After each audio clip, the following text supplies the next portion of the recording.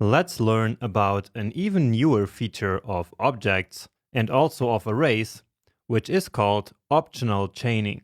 And this one is really amazing. So let's say that we wanted to get the opening hours of our restaurant for Monday. So let's quickly check that. So restaurant.opening hours, and then since we are checking for Monday, let's try .mon, so which could stand for Monday. Now actually this property doesn't exist. So you see that this is undefined, right? But let's pretend that we do not know whether this restaurant opens on Monday or not. And that could be the case, for example, if this data came from a real web service, so a web API. And in that service, there could be multiple restaurants and not all of them would open on Monday. And so we had no way of knowing if this particular restaurant would open on Monday or not. But now let's go even further, because we actually want to know exactly the hour on which the restaurant opens on Monday. So let's see what we get.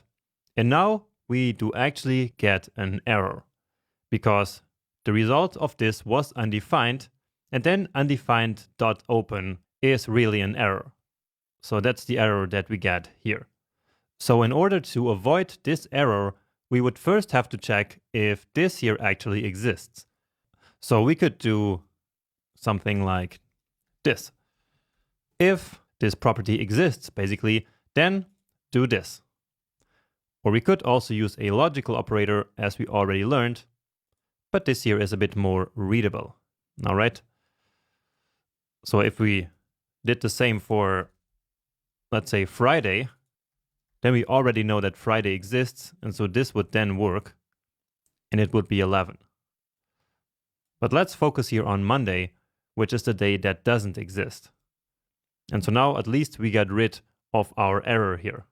So it's not a big deal to having to add this logic here, but it does make our code a little bit more unreadable and more messy. However, this is checking just for one property, so just for Monday. But now imagine that opening hours here would also be optional.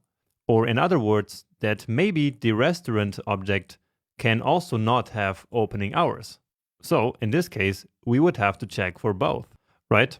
So we would have to do if restaurant.opening hours exists, and if restaurant.opening hours.monday exists, well, only then log the opening hours to the console. And this can get out of hand pretty quickly when we have deeply nested objects with lots of optional properties. And sometimes that happens in the real world. And so therefore, ES 2020 introduced a great solution for this, which is a feature called optional chaining. And with optional chaining, if a certain property does not exist, then undefined is returned immediately. And so that will then avoid that kind of error that we saw earlier. And this is how it works. So let's recreate it now with optional chaining.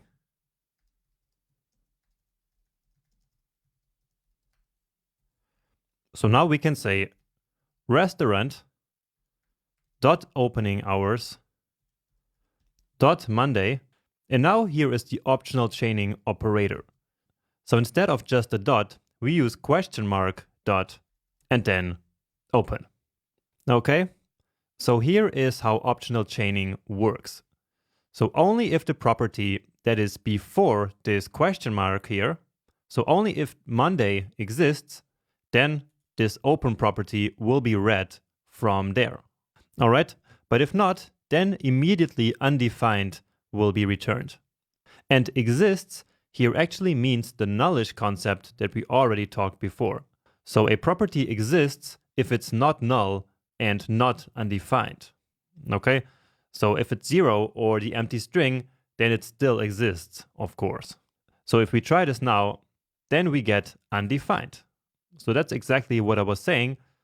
And let's just, again, recreate it here without the optional chaining, just to see the error again.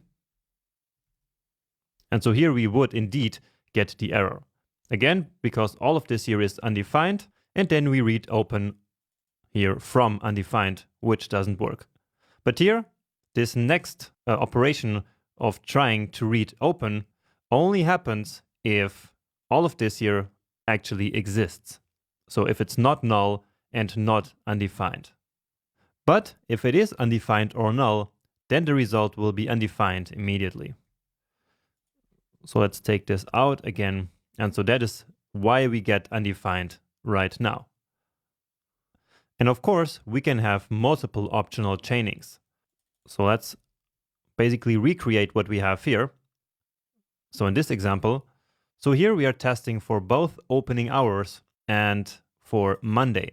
So these are essentially the two optional properties that we do not know beforehand if they exist. So Monday is optional, and that's why we have the question mark here basically asking if it exists. And now we can do the same for opening hours. And now if restaurant.opening hours does not even exist, well, then the Monday property will not even be read, and so therefore we don't get that error. All right, and so this makes it really easy to prevent all kinds of bugs that sometimes we might not even expect. All right, so it also takes away all this work of doing this simply by adding this simple question mark in there. But now let's see a little bit more real world example. And for that, let me grab this weekdays array and put it here.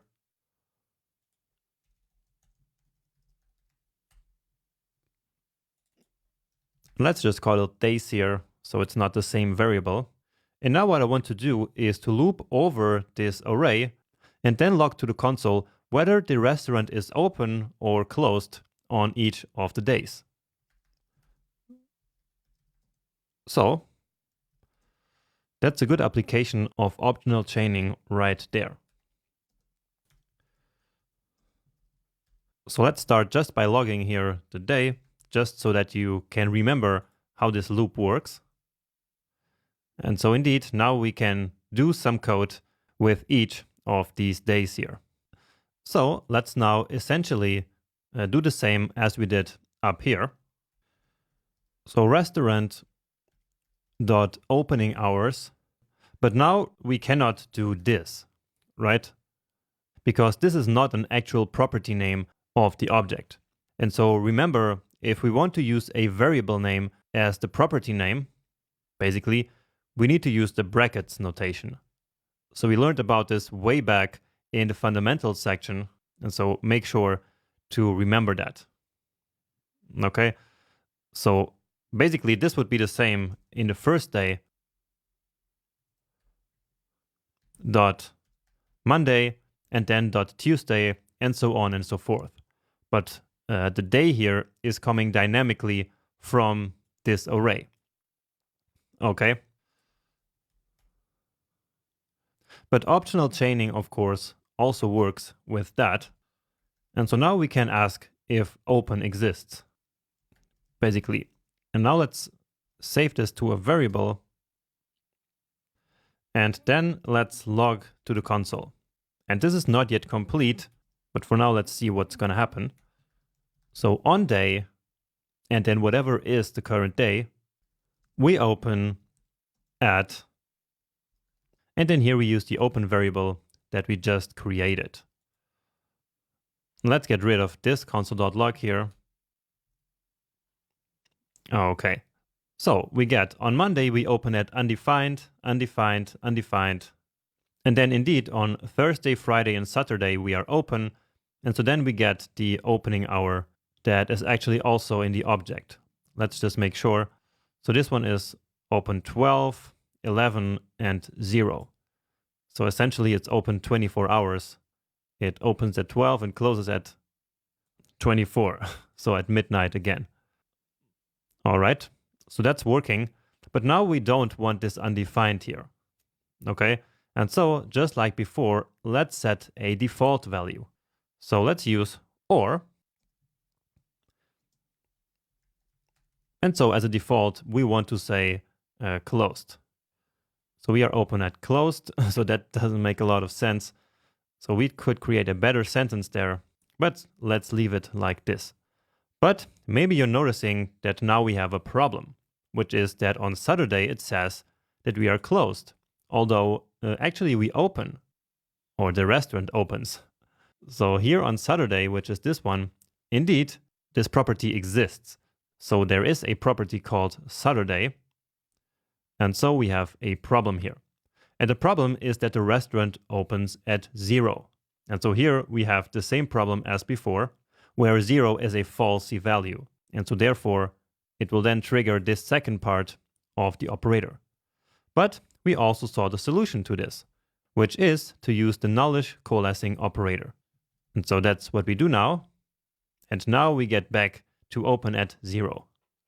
Great.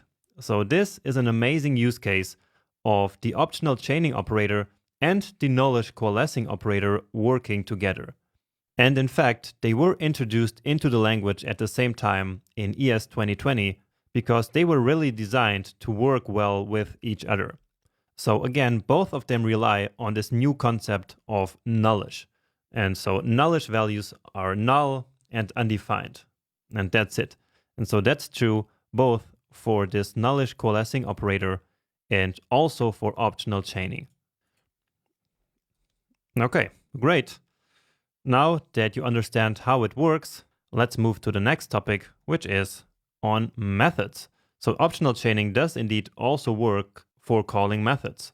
So essentially, we can check if a method actually exists before we call it. So restaurant.order, and now we can check if it exists. So we use the question mark dot, and if it does exist, then we can call it. So let's just pass 0 and 1 here. And then we should always use together the nullish coalescing operator. And so method does not exist. So let's run this. But in this case, the method does actually exist. And so here we get the expected result. When we try to call a method that doesn't exist, so let's say order risotto, and so we never wrote a method for that. And so let's see. And yeah, now we get method does not exist. And so just like before, this optional chaining operator will check if order risotto actually exists. And if it doesn't, well, then it will immediately return undefined. And so all of this then returns undefined. And so here in the nullish coalescing operator, we immediately go to that second operand. So that's this one here. And yeah, then that's the result of this whole operation. So of course, if we hadn't this, then we were trying to attempt something that is not a function. So really useful on methods as well. And finally, optional chaining even works on arrays.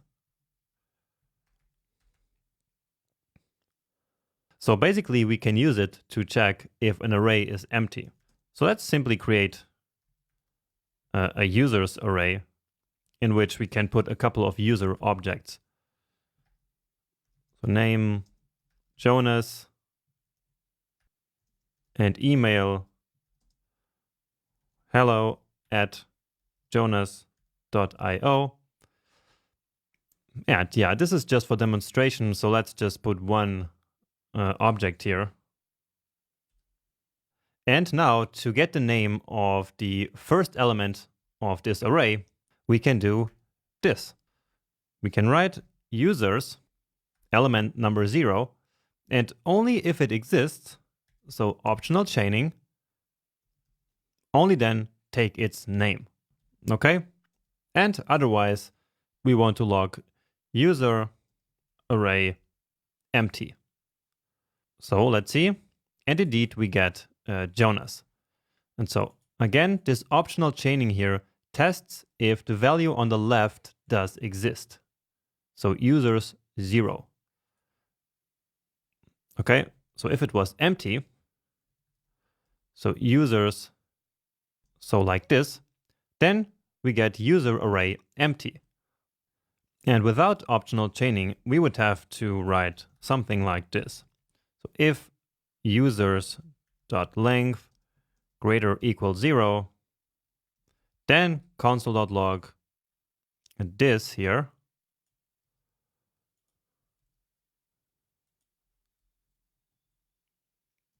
and else console.log user array empty. All right. And so that looks like a lot more work than what we just have up there. So here we don't need to do any check. So that's a lot better. And so now in both cases, we get Jonas. So get used to this optional chaining operator, which almost always we use then together with the nullish coalescing operator, so that we can actually do something in case we don't get a result from the object or from the array that's here on the left-hand side. All right, and with that being said, I see you in the next video.